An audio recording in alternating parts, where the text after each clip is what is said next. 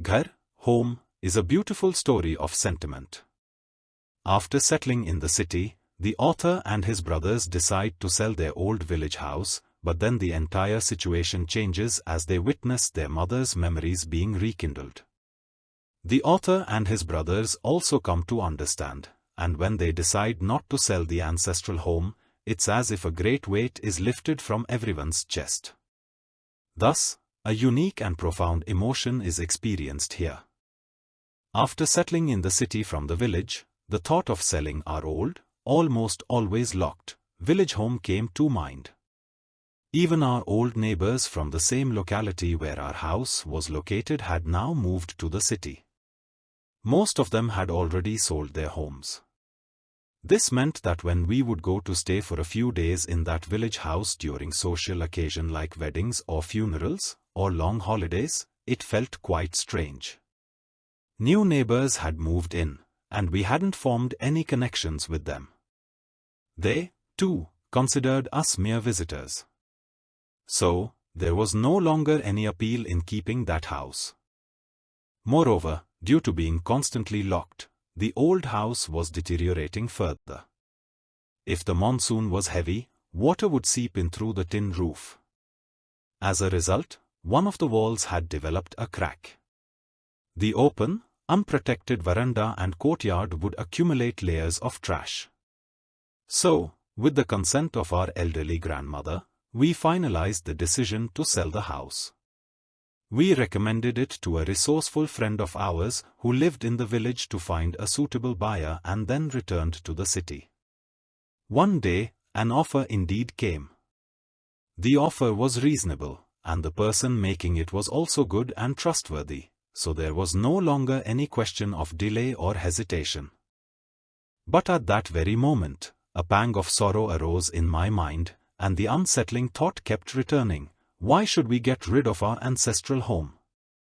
This house, a sturdy brick structure, was built by my father in place of the mud hut that had stood there for 3 or 4 generations. They said that most of the labor was done by the family themselves.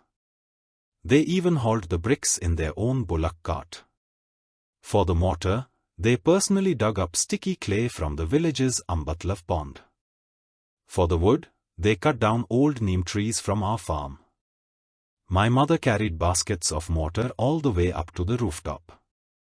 Later, when we, the children, started building new houses in the city, our parents would often talk with deep emotion about how they had built that original village house from scratch with their own hard work, feeling a little happy to see their sons' homes being built by laborers under the supervision of paid overseers.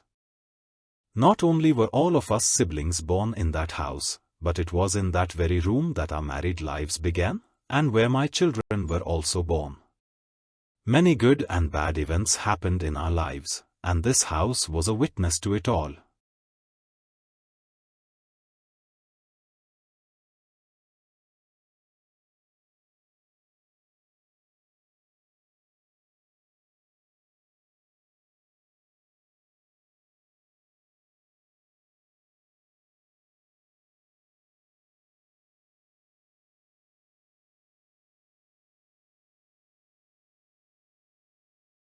We crossed that very courtyard to go study in faraway towns.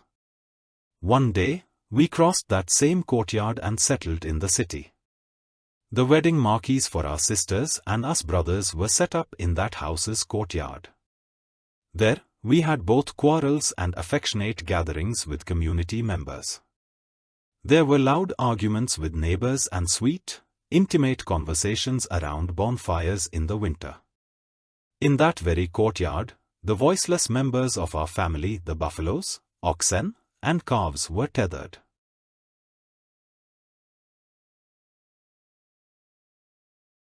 My grandmother's funeral rites, and then my grandfather's, took place on the veranda of that house, and a few years ago, my father's as well.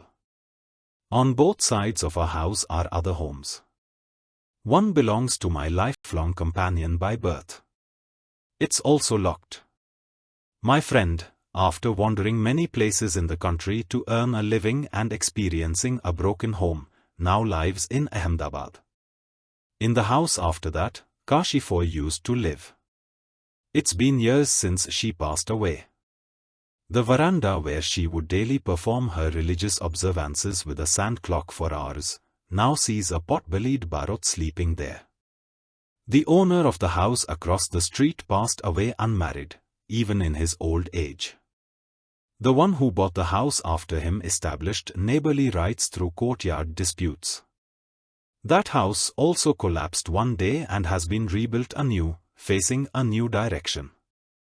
Everything has changed like this. Yet, the thought began to surface, why should we sell our house? Even though it's old, it's our ancestral home. It's a home, not just a building of 4 walls and a roof. A building can be bought with money, built, and sold for money, but a home?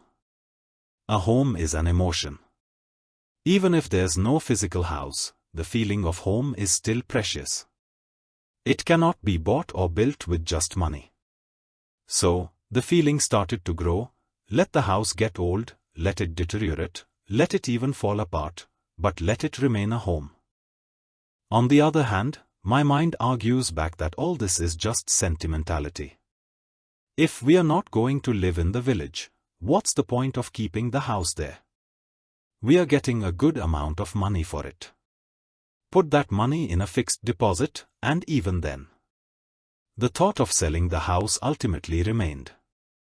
However, we all brothers decided to stay together with our families in our ancestral home one last time. Since we were going to sell it permanently, we figured we should all live in that house together before it was gone.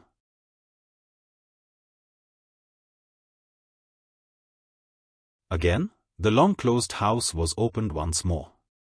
In no time at all, the silent house was filled with the joyful sounds of family members, both young and old. This time, I even brought along a friend from the city to see the village house.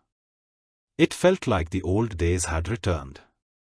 After my father's death, my mother had been mostly despondent, showing no interest in family events. But here, amidst everyone, she too seemed happy and content.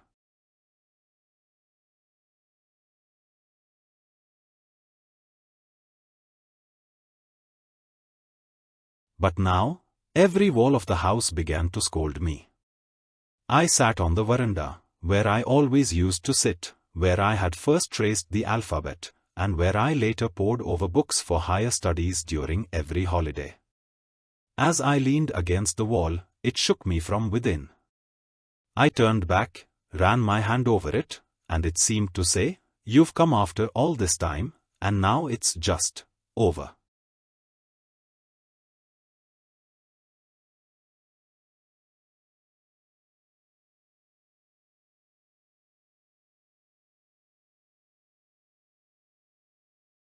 I grew restless.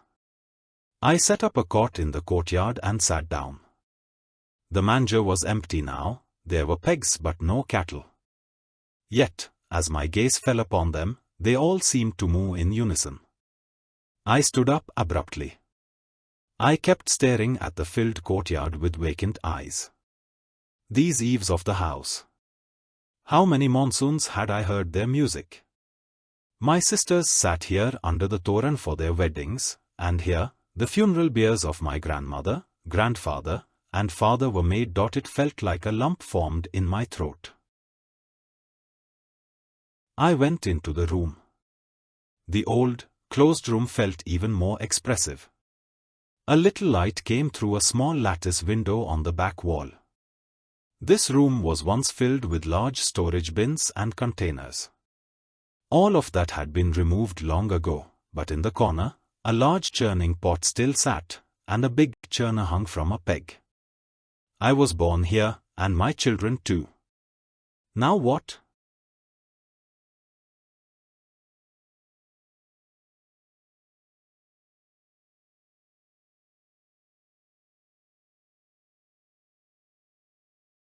I walked through the middle room, where we all used to eat, and came back to the veranda. Mother was sitting alone. Everyone else was scattered about. I saw that the elderly mother was crying. She doesn't see well, nor does she hear well. She also doesn't have much time left. I went closer and asked, "What's this? Are you crying, mother?"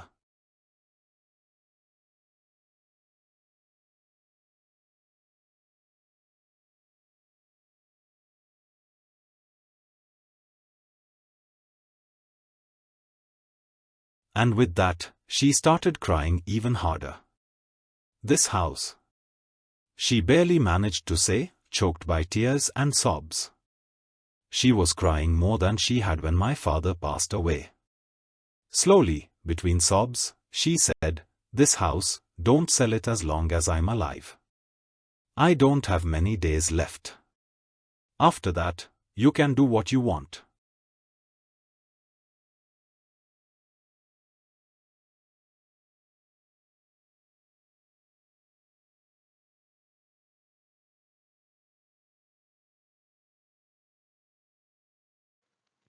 તો મિત્રો, આ હતું પ્રકરણ 8 ઘર એનું વાંચન. મિત્રો, આ પ્રકરણનું સ્વાધ્યાય એ હવે પછીના વિડીયોમાં તમને આપવામાં આવશે. મિત્રો, આવા જ અન્ય વિડીયો મેળવવા માટે મારી યુટ્યુબ ચેનલ માય સ્ટુડન્ટ્સ એજ્યુકેશનને સબસ્ક્રાઈબ કરજો અને તમારા અન્ય મિત્રોને પણ શેર કરજો. ધન્યવાદ.